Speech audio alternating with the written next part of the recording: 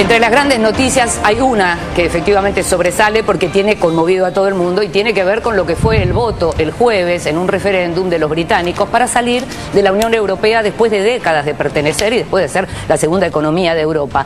Vemos un informe.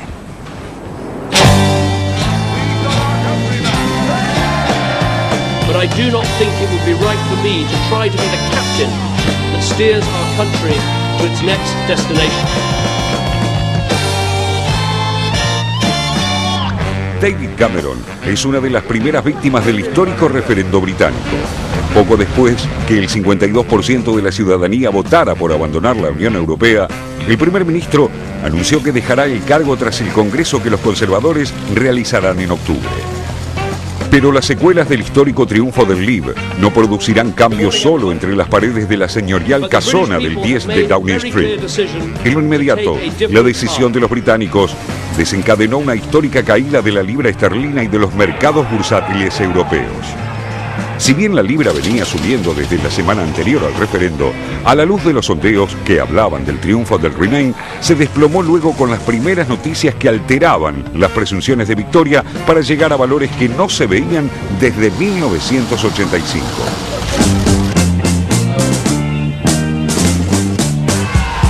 El triunfo del Leave plantea además interrogantes en el mismo ADN del Reino Unido, habida cuenta que Inglaterra y Gales apoyaron mayoritariamente la salida de la Unión, mientras que Escocia e Irlanda del Norte optaron por la permanencia. Puertas afuera, el resultado del referendo siembra enormes dudas también sobre el futuro de la Unión Europea, que ahora deberá asistir sin pretextos al alejamiento de la segunda economía del continente y una de las dos principales potencias militares de la región. Pero la histórica decisión no solo tuvo una llamativa participación ciudadana con más del 70% del padrón, sino que también dejó en claro que fueron estériles los fantasmas que con esmero agitó el establishment para torcer el curso de la campaña. Ni siquiera el asesinato de la diputada Jo Cox de manos de un fanático rupturista días antes del referendo consiguió torcer la voluntad popular. En el terreno de las especulaciones, no puede dejarse de lado tampoco que el triunfo de la salida británica de la Unión Europea puede alentar en el futuro próximo plebiscitos en Escocia e Irlanda del Norte, pero esta vez para abandonar el Reino Unido y de esta forma seguir en el bloque continental. Con lo cual, el triunfo del Brexit también podría marcar el final del Reino Unido de Gran Bretaña.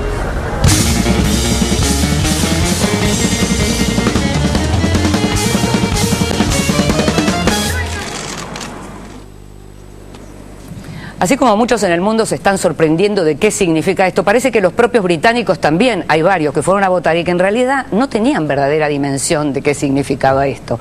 El tema es que no solo esto influye en el Reino Unido, sino que va a influir posiblemente en el resto de Europa, en el resto de la Unión Europea, y podría llegar a desencadenar un efecto dominó de imprevisibles consecuencias. Sí, efectivamente, Inde, digo, más allá de las consecuencias, uno diría económicas, técnicas, etcétera, que va a producir la salida de la Unión Europea, hay que ver qué pasa con Gran Bretaña, por ejemplo, con todos los tratados de libre comercio, de inversión, etcétera, que firmó Europa. Hay una maraña de cosas para resolver.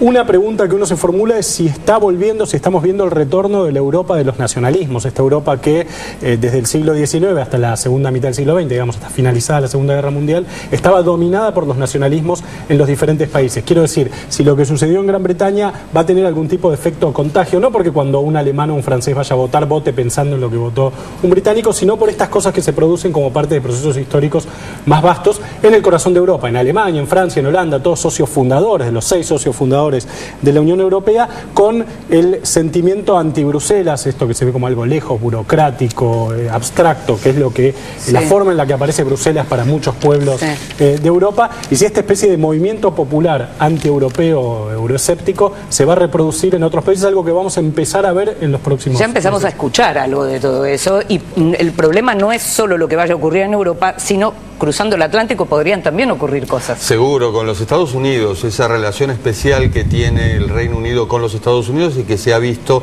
materializada a partir de 1979, cuando gana Margaret Thatcher. Al año siguiente gana Ronald Reagan. Eran carne y uña. De hecho, acuerdos para venta de misiles de corto alcance a Europa fueron logrados entre ellos. Luego viene Bill Clinton, 1992, recuerden, le aceita el camino a Tony Blair para que 5 años después Tony Blair asuma por 10 años como primer ministro con el nuevo laborismo y los nuevos demócratas. ¿Quién festejó ayer? Donald Trump. Estaba nada menos que en Escocia, jugando golf y haciendo negocios. Esta es una realidad y allí lo celebró. Lo celebró por algo que decía José. En realidad, cuando uno habla de la Unión Europea, no habla de la unión del acero y el carbón, como se quiso decir en su momento, sino que fue un corte a los nacionalismos que provocaron en Europa las 2 grandes guerras mundiales del siglo pasado. Este es el símbolo, este es, digamos, la esencia de la Unión Europea, y esto es lo que hoy se rompe, porque por primera vez se va a aplicar un artículo 50, que fue elaborado en 2009 por el Tratado de Lisboa, y que permite a un Estado miembro salirse por voluntad propia, algo que no había ocurrido nunca, excepto con Groenlandia, territorio danés, y con Argelia, ex colonia francesa. Tratado de Lisboa que reemplaza la Constitución que no fue. Siempre hay que recordar eso, que finalmente Europa no tiene Constitución, sino que tiene este Tratado de Lisboa, ¿no? Nati. ¿Se viene la Gran Bretaña convertida en la pequeña Inglaterra? Bueno, eso no se sabe. Y por el otro lado, ¿cómo quedan los territorios de ultramar como Malvinas? Muy breve. La Gran Bretaña convertida en Inglaterra es una posibilidad si avanza la promesa de Nicola Sturgeon, esta mujer que ha descollado con lo que fue el referéndum para salir o no de Escocia. Se quedaron siendo europeístas y ahora se encuentran con que Gran Bretaña da el salto afuera y bueno, esta legislación que prepara, que amenaza con preparar, todo esto depende de si le da el aval o no el poder central en el Reino Unido, porque son cuestiones negociadas. Bueno, ella lo que quiere ahora, muy enojados y sorprendidos, es ver de qué manera resuelve Escocia este deseo de permanecer en Gran Bretaña, porque querían permanecer en Escocia. ¿Será posible una Escocia fuera de Gran Bretaña y europea? Una Escocia europea, claro. Bueno, falta mucho, hay un proceso larguísimo para que se salga de 2 a 5 años, por más que ahora Bruselas, enojada, pide que se aceleren los tiempos. Lo otro, muy breve, el único territorio de ultramar, porque hubo muchas confusiones de si las Malvinas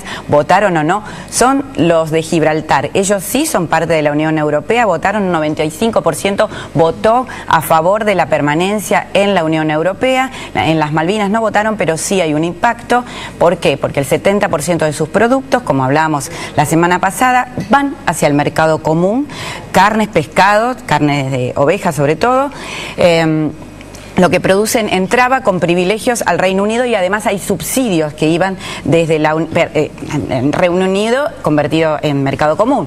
Pero a su vez hay subsidios que tienen favorables a ellos, que son subsidios como un Reino Unido como parte de la Unión Europea. Así que los afecta. Y por supuesto el golpe político de sentirse que esto los va a debilitar frente al reclamo de soberanía de las Malvinas por parte de Argentina. Hablando del tema, pero primero vamos a escuchar unos audios de los protagonistas de esta historia.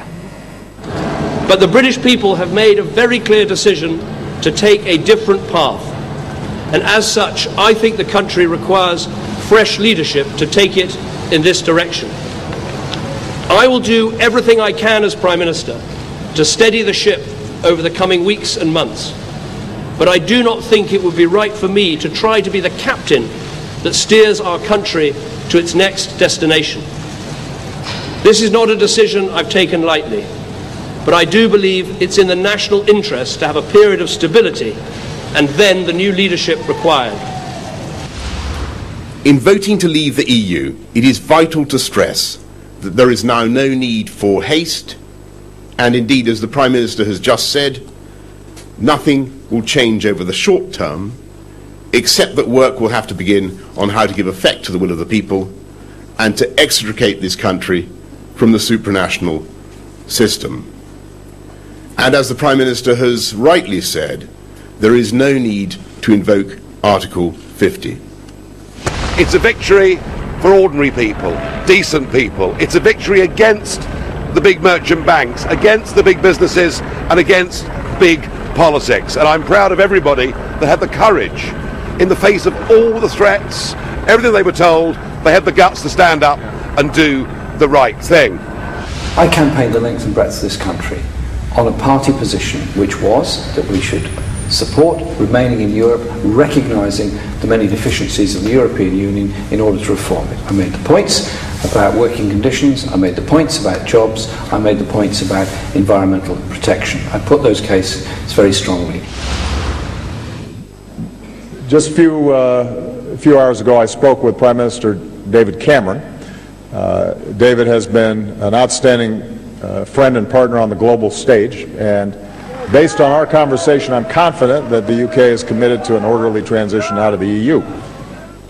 But while the UK's relationship with the EU will change, one thing that will not change is the special relationship that exists between our two nations.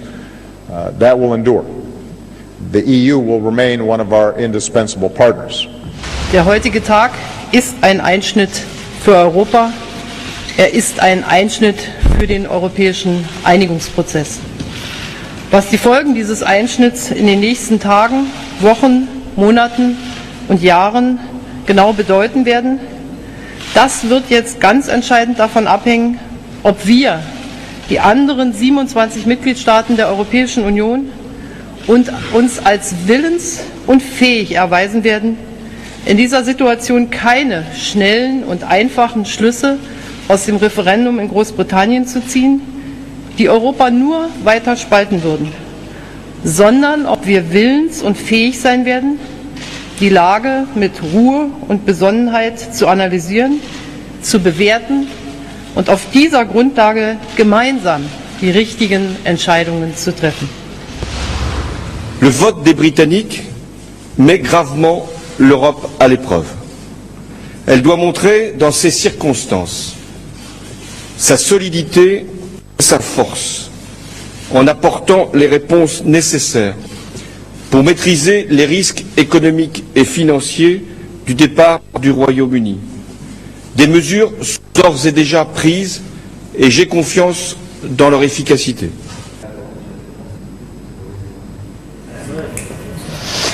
Estábamos viendo lo que era el informe, lo que eran las repercusiones, estos audios que les mencionábamos, y estamos en gratísima compañía de Roberto Bouzas, que está con nosotros, investigador del CONICET, profesor en la Universidad de San Andrés, experto en economía internacional. Y vayamos a la economía, que es lo que empieza a preocupar al mundo. Las consecuencias económicas, pero lo primero, ¿puede perder Londres ese estatus de centro financiero de Europa con una salida de la Unión Europea? Bueno, Londres es el centro financiero de Europa por 100 y pico de años, o sea, difícilmente este episodio en sí mismo vaya a modificar eso. Para que Frankfurt se transforme en el centro financiero de Europa con los problemas que tiene el euro, creo que hay un largo camino por recorrer. De forma tal que no creo que ese sea un riesgo inmediato.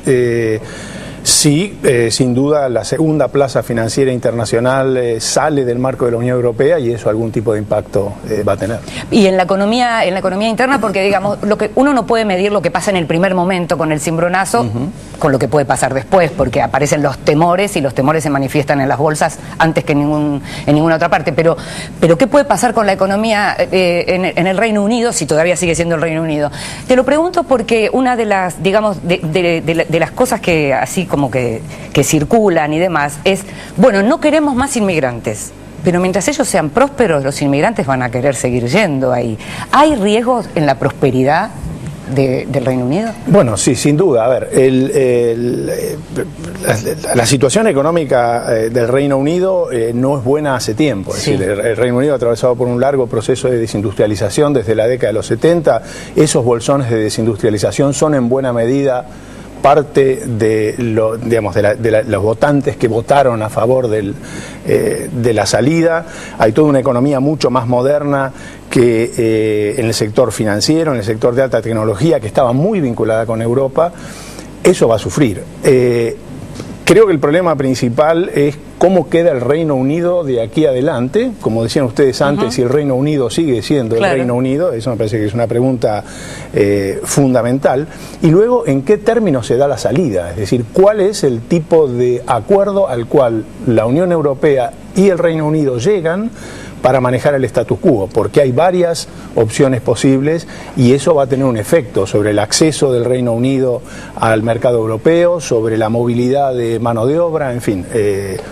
hay una serie de temas que están indefinidos y que solamente se van a resolver cuando se concluya la negociación. Entre las especulaciones figura que, por ejemplo, al salir el Reino Unido de la Unión Europea, tal vez la Unión Europea suavice algunas condiciones de lo que tiene que ver el posible acuerdo con el Mercosur. ¿Cómo ves eso? A ver, yo creo que el acuerdo con el Mercosur tiene problemas que son propios y no creo que la salida del Reino Unido tenga un efecto sobre eso. Por otra parte, no era el Reino Unido lo que estaba poniendo la traba. Exactamente, no era de los más recalcitrantes. Mi impresión es que si algún efecto tiene, es que va a concentrar mucho más la atención de la burocracia de Bruselas en su propio problema interno que en las negociaciones con actores del resto del mundo como el Mercosur. Pero no hay un vínculo directo. Antes de pasar a las preguntas de mis compañeros, lo último, lo primero que surge es entre los votantes, digamos, sabemos que hay un votante resentido, frustrado, pero sabemos también que hay un votante viejo, que los viejos votaron por salirse y que los muy jóvenes, en amplia mayoría, votaron por quedarse en Europa, habiendo nacido europeos, digamos, y con mentalidad europea. ¿Cuál sería el primer análisis de eso para...? Bueno, no solo nacieron con mentalidad europea, sino que se beneficiaron de todo lo que la Unión Europea ofrece a los jóvenes, claro, que es, por ejemplo, para los que tienen una educación formal, una altísima facilidad para moverse, para intercambios, estudiar en un país y en otro, apoyos, subsidios, todo eso los jóvenes lo han vivido, lo han experimentado. La Unión Europea tiene enormes programas que financian la movilidad de estudiantes y creo que eso explica esa vivencia, esa consecuencia concreta del proceso de integración, explica las características. No quiere del voto. perderlo, digamos.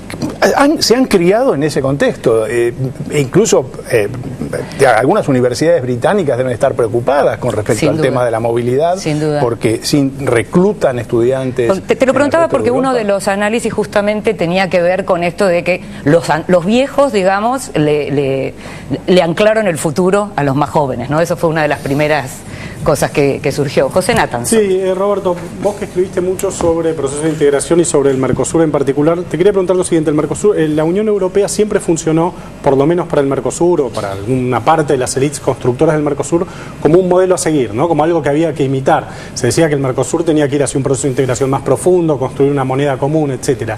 La crisis del euro me parece que empezó a poner en cuestión algunas de estas ideas. Bueno, por ahí no era tan buena idea tener una moneda que unifique o que articule economías con niveles de productividad tan diferentes como Grecia o Alemania, como podía ser en el Mercosur, que yo San Pablo o Santiago del Estero. Entonces la pregunta que te quería formular es, a partir del Brexit y de la crisis en general que está atravesando la Unión Europea, ¿qué te parece que hay que revisar a la hora de hacer o de construir un proceso de integración latinoamericano, subregional, etcétera?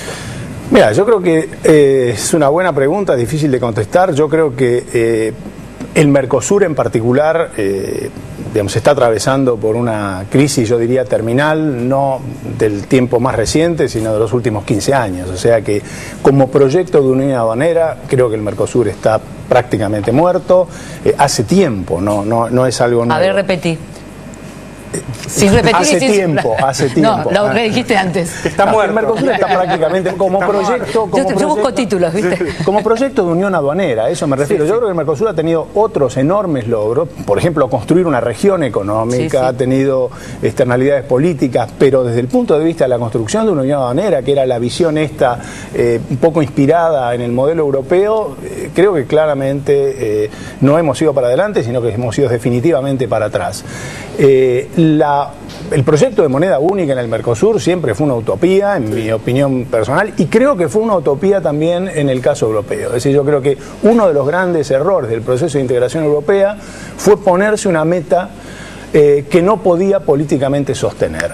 Y fue de algún modo una respuesta desordenada y desesperada a la caída del muro de Berlín y a la necesidad de enfrentar la reunificación de Alemania, la fractura del bloque soviético. O sea, fue una respuesta económica a una necesidad política. Absolutamente, fue una respuesta económica a una necesidad política que además estuvo conducida desde los ministerios de finanzas de las capitales europeas y no desde la diplomacia. Y ahora aparentemente se necesita una respuesta política frente al desplome de los mercados, la caída del euro, la caída histórica de la libra, la suba del oro y la suba del dólar. ¿Cómo ves el panorama en los próximos días? Yo creo que hay que distinguir dos efectos. Uno es el efecto inmediato de volatilidad. Los mercados financieros reaccionan así. Hace sentido que reaccionen así, sobre todo porque hay mucha incertidumbre respecto no a lo que va a hacer el Reino Unido, sino, en mi opinión, a lo que va a ocurrir al interior de la Unión Europea, la capacidad que va a tener los Estados miembros de la Unión Europea y sobre todo Alemania de gestionar la crisis que tiene por delante, y creo que esa es una de las razones que genera tanta incertidumbre. Pero mi impresión es que no hay, desde el punto de vista estructural, razones para que esta situación económica se prolongue en el tiempo. Es decir, claramente no es el año 2008, no estamos con un problema en el sector financiero de insustentabilidad o de sobreendeudamiento, de forma tal que hay, creo yo, una sobrereacción a un episodio muy importante frente a la incertidumbre sobre cómo va a reaccionar la Unión Europea, Bruselas y sobre todo los estados nacionales, porque se pone mucho énfasis en que el problema es la burocracia de Bruselas. Sí. Que en mi opinión es una excelente manera que tienen los gobiernos nacionales de transferir su responsabilidad a algo que está mucho más lejos. En realidad el proceso de integración europeo siempre fue un proceso conducido por los estados, no fue un proceso conducido por un ente abstracto que estaba allá arriba. De forma tal que creo que la duda es hoy, en función de lo que ustedes decían antes, el surgimiento de fuertes tendencias nacionalistas dentro de los países, cómo esas fuerzas se van a relacionar con el proceso de integración. Yo creo que ese es el gran signo de interrogación hoy. Bouzas, buenos días. Siento que desdramatiza el Brexit y en ese sentido me gustaría, ¿cómo ve esto de los tiempos? Bruselas urge a Londres apurar los tiempos, pero obviamente Londres está en una negociación donde no quiere perder el acceso a los mercados, al mercado común, pero también negociar algo para sí mejor. ¿Qué puede pasar ahí? Porque se habla de 2 a 5 años en esta negociación. ¿Cómo, en el medio, aclaremos que como en el medio Cameron renunció, lo que Cameron está esperando es pasarle la pelota al otro. Digamos, él incendió la casa, como dice Felipe González, pero que lo comience otro, ¿no? Y Bruselas no quedar atorada en las internas británicas. Bueno, es que efectivamente es yo creo que la urgencia de Bruselas, y no solo de Bruselas, sino de las capitales continentales y de Berlín en particular, para terminar esta transición relativamente rápido, hace todo el sentido, porque la salida de Gran Bretaña puede ser que a nosotros nos haya tomado como sorpresa, pero quien ha seguido la situación interna en la Unión Europea durante los últimos años ha encontrado que esa tensión, no solo la británica, que siempre estuvo presente, pero la tensión al interior de la Unión Europea siempre ha sido muy fuerte, sobre todo del 2008 para acá, desde la crisis de Grecia en adelante, de forma tal que dejar una situación de incertidumbre, un signo de interrogación sobre cuáles son las consecuencias de la salida por mucho tiempo abierto, creo que puede tener efectos políticos muy disgregadores sobre lo que queda de la Unión Europea. Me gustaría acercarte un poquito más a la política, sin entrar demasiado en detalle, pero pensando que asociamos lo que tiene que ver con la salida de Europa con la derecha o con la ultraderecha. Sin embargo, hay bastantes cuestionamientos a la figura de Jeremy Corbyn, que no se puso, el líder laborista, que no se puso la camiseta con mucho énfasis, parece. ¿Cómo lo ves? Bueno, yo no soy un especialista en política interna británica, pero una cosa que es curiosa es que el cuestionamiento del proceso de integración y del rol de la Unión Europea no solo ha provenido de los sectores, digamos, nacionalistas de derecha, sino que también ha provenido de la izquierda. Cuando uno ve lo que ocurrió en Grecia o lo que ha ocurrido en España, o inclusive en Italia, esa lectura está muy presente, ¿no? Es como que la insatisfacción que hay con la situación de la economía y con la situación del desempleo y con otras situaciones como los inmigrantes, ha polarizado las sociedades y ha dejado en el medio una mayoría relativamente silenciosa que está perdiendo la batalla, sobre todo cuando la gente es consultada, porque el proceso de integración europea, y eso me parece que es importante, siempre fue un proceso tecnocrático, fue un proceso conducido desde la cúpula por decíamos que la gente ni siquiera sabe muy bien qué significa, es decir, le adjudican la culpa, pero ni siquiera tienen mucha claridad. Exactamente. En la medida, fíjense que en los últimos años, cada vez que se hicieron referéndums, los referendos fueron, digamos, terminaron de manera muy complicada. Es decir, hay un montón de gente que no entiende o no quiere entender o no ve los beneficios del proceso de integración, a pesar que yo creo que desde el punto de vista político y económico ha sido una excelente iniciativa. Lo último, y tiene que ver con lo que hablábamos antes en relación a la situación. Vos decías que, bueno, Europa ya no está en la crisis en la que estuvo en el 2008-2009, uno puede pensar lo que fueron los efectos de esa crisis, pero lo que sí uno ve es que lo que no termina es la cuestión de la inequidad y cómo, digamos, la polarización de la riqueza en ese sentido, con mucha en pocas manos y con muy poco en muchísimas manos, eso continúa y no parece que eso vaya a cambiar. Es decir, ¿cuánto tiene que ver esto también con ese surgimiento de los nacionalismos? Sin duda, pero eso es un problema global.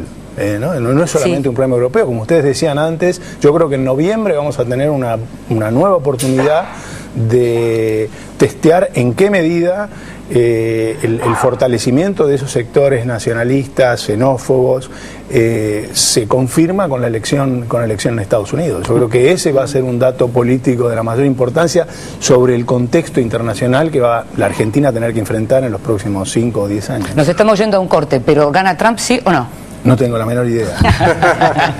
Está bien, contestó muy bien. Nos estamos yendo a un corte, le decía, pero usted quédese ahí, por favor. Cuando volvamos en televisión pública, Noticias Internacional, los siguientes temas. España vuelve a las urnas. Por segunda vez en 7 meses, los españoles eligen a su futuro gobierno en elecciones parlamentarias. Y también al regreso, México, violencia y reforma educativa.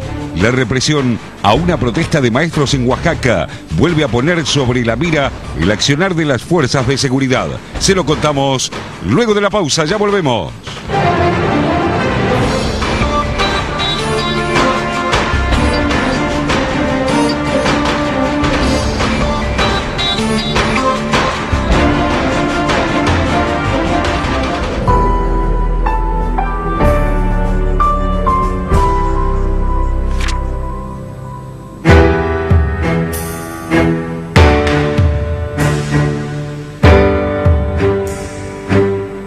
El escenario más sangriento de la Guerra de la Independencia Sudamericana fue el Alto Perú, hoy territorio de Bolivia. Cada uno de sus pueblos junto a sus caudillos sostuvieron lo que la historia llamó Guerra de Republiquetas, donde criollos e indios, militares y milicianos, y hacendados y peones se unieron en la lucha por la libertad. Murillo en La Paz y luego Padilla, Muñecas, Camargo y Guarnes fueron combatidos, perseguidos, capturados y ejecutados por el Imperio Español. Sin embargo, los pueblos del Alto Perú enviaron sus diputados al Congreso General Constituyente en San Miguel del Tucumán, afianzando así el camino de la independencia.